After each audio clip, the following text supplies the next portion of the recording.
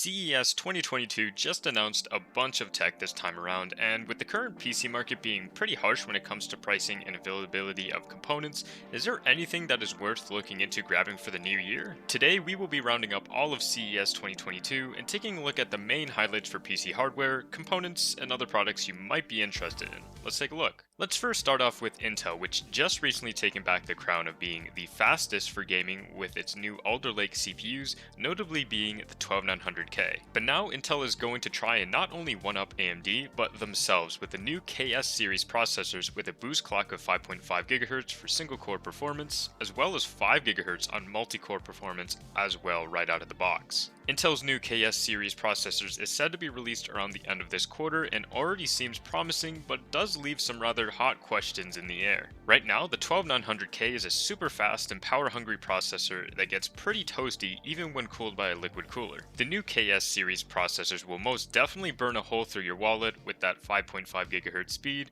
but as well as your system with having that much power jammed into these new processors. I guess we will have to wait and see what the performance is like in real-world scenarios in place.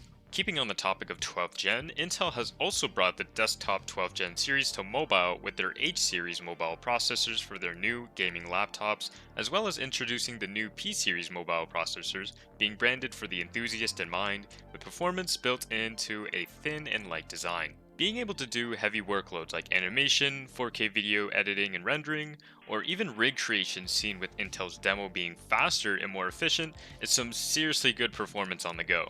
If you're looking into gaming or content creation that involves heavy workflow applications, Intel's new H series laptops might be worth looking into for your next laptop on the go. Now with Intel out of the way, let's move on to AMD, which does have some pretty exciting things to look forward to in this new year. AMD has now launched its 6000 series mobile processors with performance, battery life, and so much more added into it. The new 6000 series processors feature updated Zen 3 Plus cores built for better performance, RDNA2 graphics, and is built on the new 6nm architecture for more efficiency and power. These new processors are the fastest for AMD, being able to hit that 5 GHz speed. The new 6000 processors are 1.3 times faster than its previous 5000 series counterpart, and is packed 2 times faster in the graphics department, with RDNA 2 now being in these new processors. All around, the new 6000 series is a big step up from last gen's performance, and seeing 5 GHz on Ryzen is now a reality, which will be available around February of this year. Next, AMD is expanding on its M series for gaming laptops with its new 6850M XT, 6650M, alongside 2 new additions to the lineup, which are the 6500M and 6300M. AMD has also introduced 3 new S-series of GPUs in gaming laptops, which are the RX 6800S, 6700S, and the 6600S. And for desktop, AMD has also introduced the Radeon RX 6500 XT. The RX 6500 XT has a game clock of 2.6 GHz, 16 compute units, and 16 MB of Infinity cache. The launch date for this budget card will be on February 19th, starting at $200 MSRP. If you or anyone is looking for a budget graphics card, or maybe even one just to get your system running, I wish you the best of luck, as everyone will be eyeing this one as soon as it launches. Which brings us to AMD's new Ryzen 5800X 3D processor.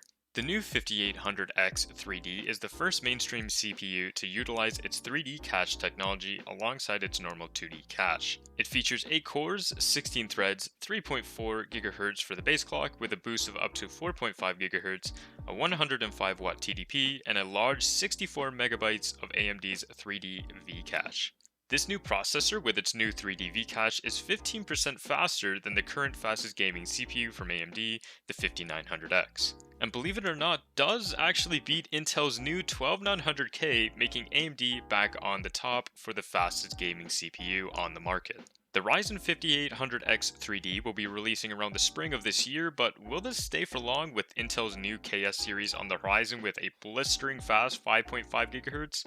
I guess we will have to wait and see for those results. The final roundup of AMD is Zen 4 and 5nm, which also brings the arrival of Ryzen 7000 series processors. Zen 4 brings in a whole new AM5 platform, which means a new CPU socket for Ryzen.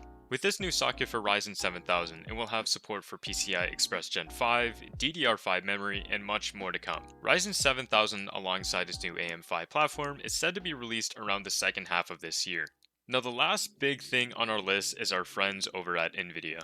First, let's talk about Nvidia's new 1440p 27-inch G-Sync esports gaming monitors being released this year. It's great to see another batch of fast refresh rate monitors from AOC, ASUS, MSI, and ViewSonic hit the PC market, which in no doubt makes your gaming experience a complete 180 compared to playing on a 1080p 60Hz panel. Next, Nvidia is releasing two new graphics cards, starting off with the RTX 3050 and oddly enough the RTX 3090 Ti.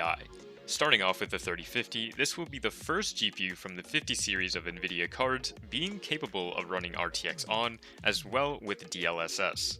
The 3050 is equipped with 8GB of G6 memory, 2560 CUDA cores, and a boost clock of 1.78 GHz. The 3050 is starting at $250 US for MSRP and releases on January 27th. If you're looking into grabbing a budget card like the RTX 3050 or the previous mention of Radeon's 6500 XT, all I can say to you is good luck. Now let's talk about the 3090 Ti, which in my opinion is complete and utter madness with the current PC market today. The 3090 Ti, as you would expect, is the higher tier above the already overkill 3090, which in most people's eyes is not that higher than a 3080 in gaming performance. At this moment in time, Nvidia doesn't have the specs out on its website for review just yet, which will be released later on this month. People around the community are already saying that the 3090 Ti is only 13 to 15% faster than the 3090, and it is extremely similar in specs when comparing them both side by side. The price and its availability will be released later this month from Nvidia.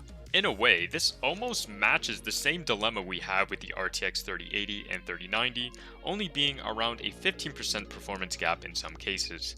My personal opinion on both of these GPUs being released at a time like this is kind of ridiculous to say the least. With little to no stock for current GPUs like the highly sought after 3080 and 3070s is kind of frustrating to the PC community and enthusiasts awaiting the parts they want for their build.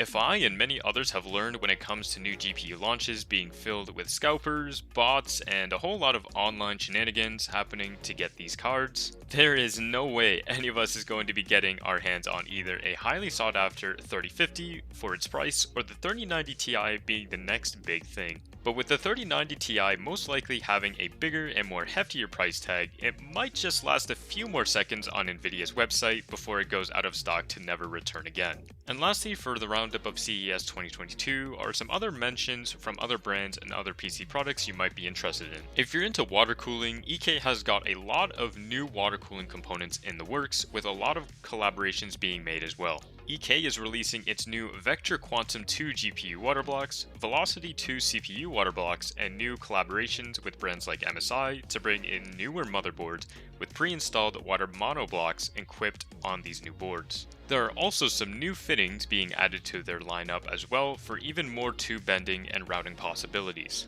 If you're unsure about water cooling just like myself, the EK Bare Bones kit is something you might want to look into, as getting your PC components water cooled is super easy and fast with this kit. Overall, a lot of changes and additions to EK that I myself just might have to check out. Next, there are a bunch of mainstream and budget options for motherboards for Intel 12th Gen users. When 12th Gen released for Intel, there were no real options for motherboards that didn't break the bank. With that, you will be happy to find some more budget-friendly options that don't include all the bells and whistles you might not necessarily need. These new motherboards do come both in DDR4 and DDR5 variants, so be mindful of which board you do get, as DDR5 is not supported on DDR4 boards due to its new design. But there you have it, guys, the full roundup of CES 2022's major products it has to offer. If it's one thing I can say to all of you guys is I wish you all of luck for anyone trying to pick up something like an RTX 3050 or even the RX 6500 XT, as we all know the PC market right now is pretty bad when it comes to buying components and with its online buying hiccups. But with everything said, thank you all so much for watching, and I will see you all in the next one.